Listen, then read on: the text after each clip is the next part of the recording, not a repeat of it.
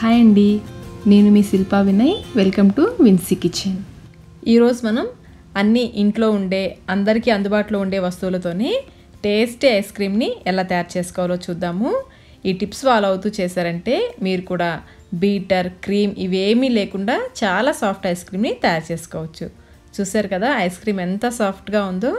మరి ఆలస్యం చేయకుండా ప్రాసెస్లోకి వెళ్ళిపోదాం. ముందుగా ప్యాన్లోకి 1/2 లీటర్ వెన్న శాతం ఎక్కువ ఉన్న చిక్కటి పాలను పోసుకోవాలి. ఈ పాలని లో ఫ్లేమ్లో ఒక పొంగు వచ్చే వరకు కాగనివ్వాలి.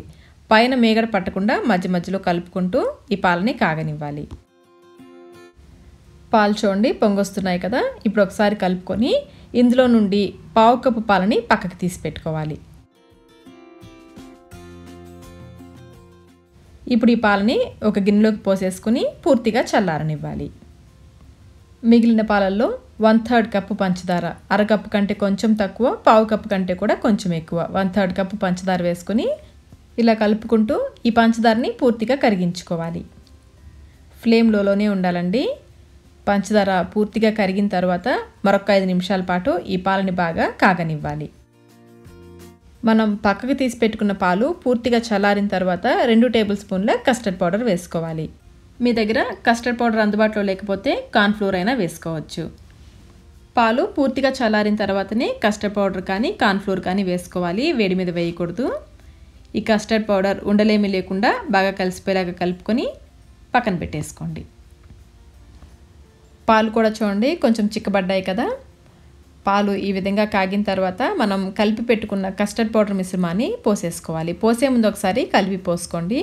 ఇప్పుడు ఫ్లేమ్ని మీడియంలో ఉంచి కలుపుకుంటూ ఉండలేమి కట్టకుండా కంటిన్యూస్గా కలుపుకుంటూ ఉడికించుకోవాలి. ఆపేసారంటే ఉండలు కట్టేస్తుంది, అడుగు కూడా పట్టేసుకుంటుందండి. ఇలా కలుపుతూ 2-3 నిమిషాల పాటు బాగా ఉడికించుకోవాలి. చూడండి ఈ విధంగా చిక్కబడుతుంది. ఇలా ఉడికించుకొని స్టవ్ ఆఫ్ చేసేసుకోండి. ఇప్పుడు ఈ మిశ్రమాన్ని మధ్య మధ్యలో కలుపుకుంటూ పూర్తిగా చల్లారనివ్వాలి, లేదంటే పైన మేగడ్లాగా పట్టేస్తుంది. ఇది పూర్తిగా చల్లారిన తర్వాత మిక్సీ జార్లోకి వేసేసుకోవాలి. మనం తయారు చేసే ఐస్ క్రీమ్ బాగా సాఫ్ట్గా రావడానికి ఇందులో నేను 1/2 కప్పు పాల మేగడ వేస్తున్నాను. చిక్కటి ఆవు పాలు కానీ గేదె పాలు కానీ తీసుకుని కాచి చల్లారిన తర్వాత ఫ్రిడ్జ్లో పెట్టారంటే చూడండి ఈ విధంగా చక్కగా మేగడ ఫామ్ అవుతుంది. ఇలా 2-3 రోజుల పాటు కలెక్ట్ చేసి స్టోర్ చేసుకోవాలి. ఇలా స్టోర్ చేసిన పాల మేగడ్ని ఇందులో వేసేసుకోవాలి.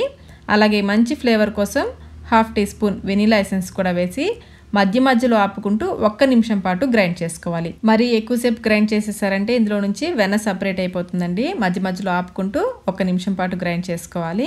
చూడండి ఈ విధంగా క్రీమీ టెక్స్చర్ వచ్చేంత వరకు గ్రైండ్ చేసుకుని ఒక ఎయిర్టైట్ బాక్స్లోకి పోసేసుకోవాలి. ఇప్పుడు మూత పెట్టేసుకుని ఈ బాక్స్ని డీప్ ఫ్రిడ్జ్లో 4 గంటల పాటు హై కూలింగ్లో పెట్టాలి.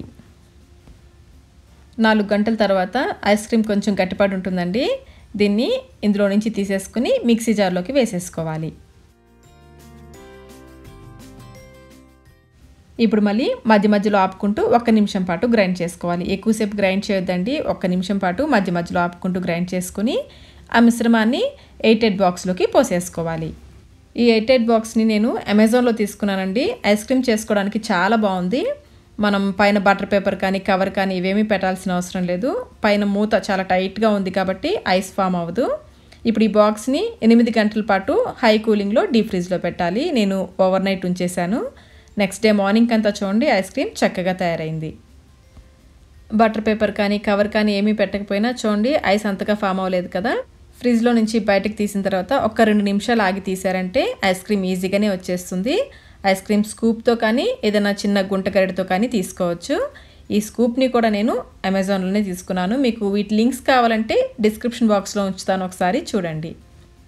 అలాగే ఈ ఐస్ క్రీమ్ స్కూప్ని ఒకసారి నీళ్ళలో తడిపి అప్పుడు ఐస్ క్రీమ్ తీసుకుంటే మీకు గిన్నెలో వేసేటప్పుడు ఈజీగా వచ్చేస్తుంది. చూసారు ఎంత సాఫ్ట్గా ఉందో ఐస్ క్రీమ్. ఇదే ఐస్ క్రీమ్ని కస్టర్డ్ పౌడర్కి బదులుగా కార్న్ఫ్లోర్తో కూడా చేసుకోవచ్చండి. ఆ రెసిపీ ఆల్రెడీ మన ఛానల్లో ఉంది, కావాలంటే ఒకసారి చూడండి.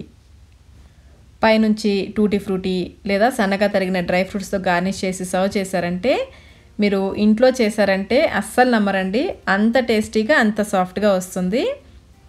మరింకెందుకు ఆలస్యం, ఈ కొలతలతో ఈ టిప్స్ ఫాలో అవుతూ మీరు కూడా ఈ కస్టర్డ్ ఐస్ క్రీమ్ని ఇంట్లో ఒకసారి తప్పకుండా ట్రై చేయండి. ట్రై చేసి మీకు టేస్ట్ ఎలా అనిపించిందో మాకు కమెంట్ రూపంలో తెలియచేయండి. ఈ వీడియో మీకు నచ్చినట్లయితే లైక్ చేయండి, మీ ఫ్రెండ్స్కి ఫ్యామిలీ మెంబర్స్కి షేర్ చేయండి. Thank you.